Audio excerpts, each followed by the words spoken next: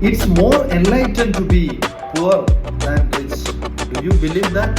For several years, I was trapped in a dangerous mindset that nearly destroyed my life and dreams.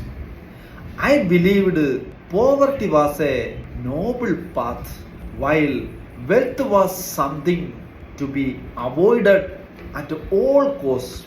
Little did I know this toxic belief was robbing me of opportunities, joy, fulfillment, and the ability to truly make a positive impact. It wasn't until a pivotal moment 7 years ago that my eyes were opened to the liberating truth. Embracing prosperity doesn't diminish your spiritual growth, but it amplifies.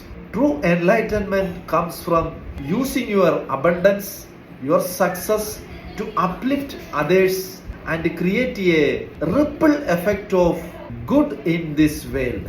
I invite you to attend my free financial harmony and prosperity webinar. Link in the comments. Click the link and register your name. Thank you. Stay positive. Bye for now.